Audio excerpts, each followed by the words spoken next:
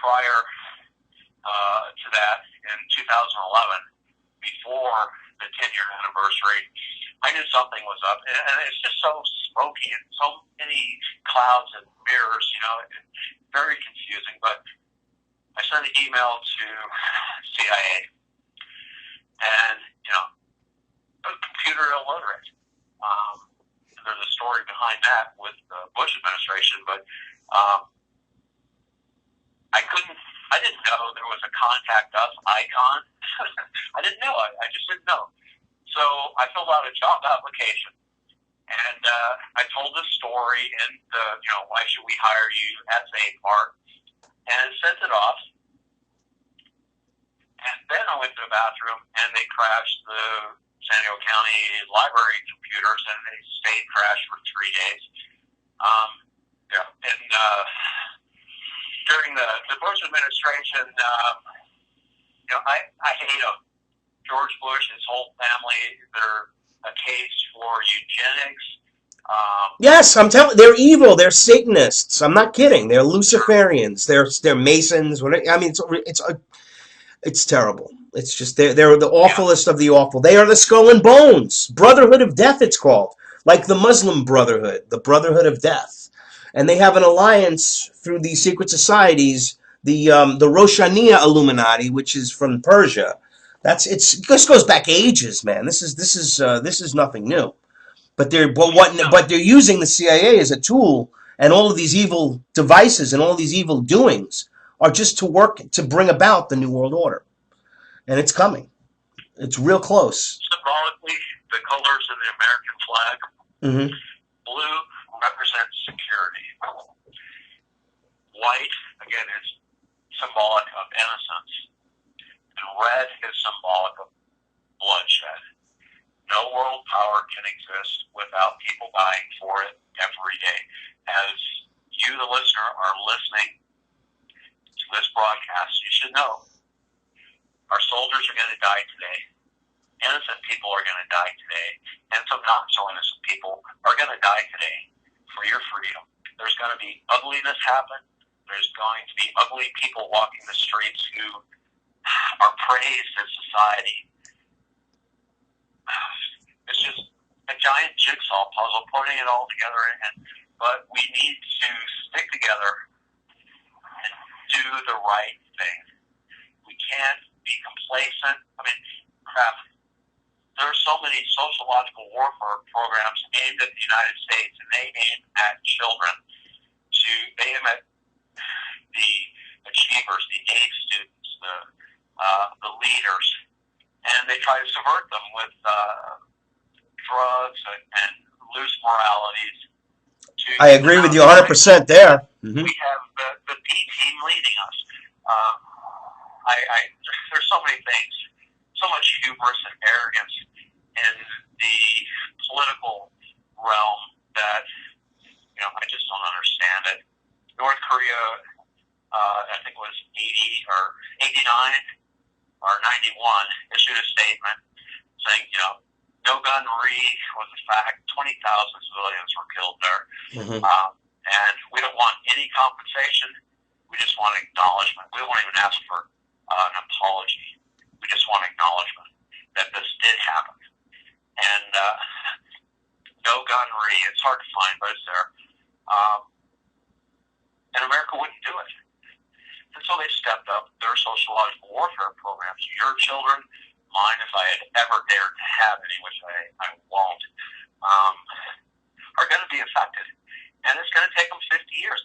North Korea stated we're going to use every insidious means we can to make the American flag fall.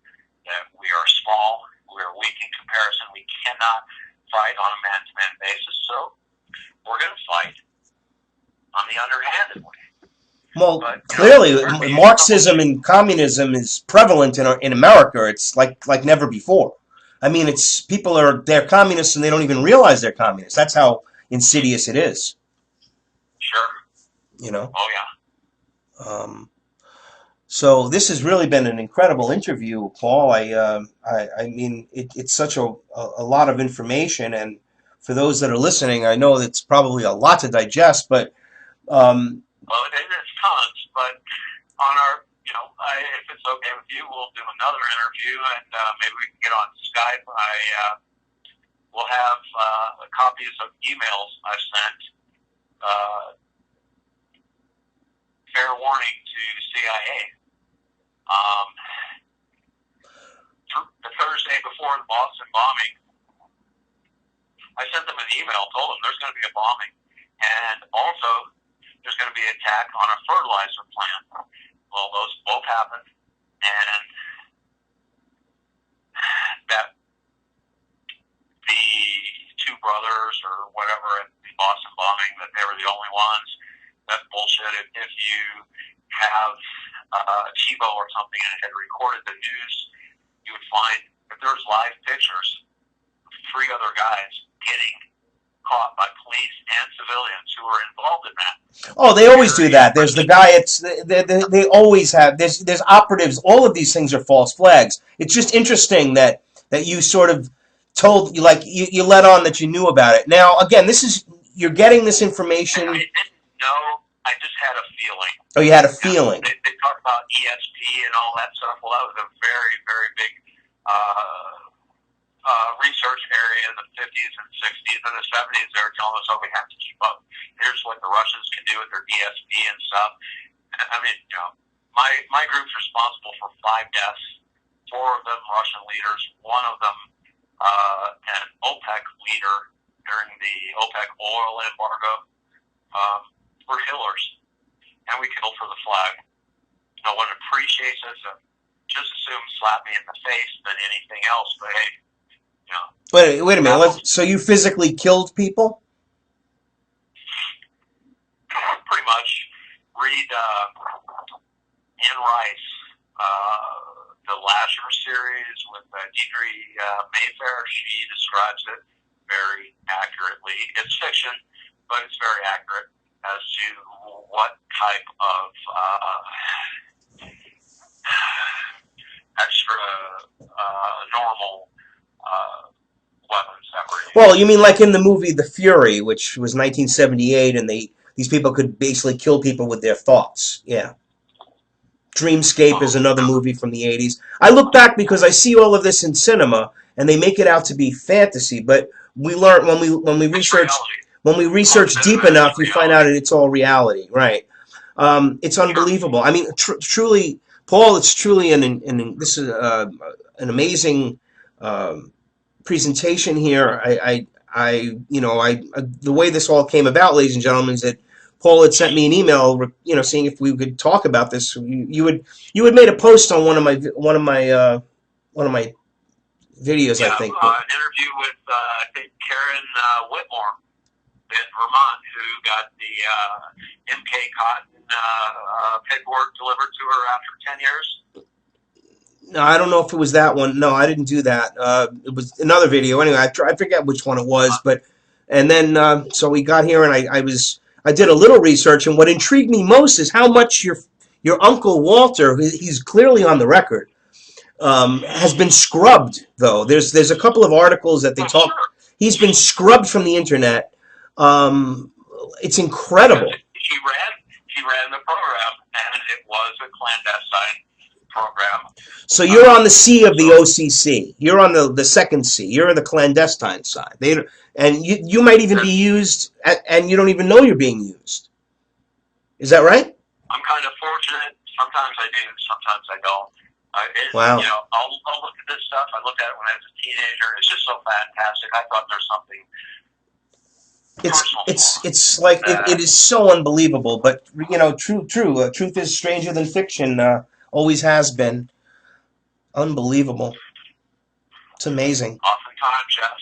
But in close, if any older kids are out there listening to this, just know that no matter how tough it gets, the rest of us have a place in our hearts for you, and you're not alone.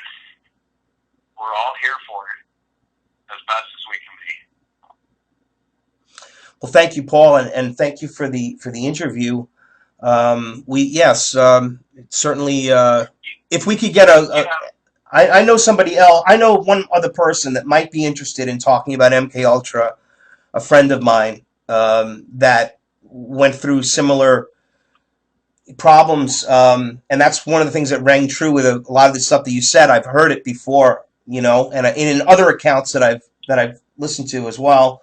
So yeah, my heart goes out to you because it's such a conflict. And Julie, the altars that they create in these people, like the celebrities, it's unbelievable, right? They're all over the place. It's like almost every celebrity is an altar these Not days. in my experience. There are few, but very, very few. Oh, really? Really? So they're Oh yeah. so it's not all of these celebrities. Like it seems they all are. You mean they just go along with the program? Then they haven't been like Britney Spears, for example, right? She's clearly programmed. I love Brittany. I I know Brittany's it better than Brittany. Brittany was part of the program. She must have been. It's clearly. Oprah was part of the program. Wow. See what I mean? Very, They're everywhere, very ladies and gentlemen. Others. There's not as many as people think. Not as many as people think. Mm-hmm. Using my family as an example, and Casey Root's 20,000 estimate.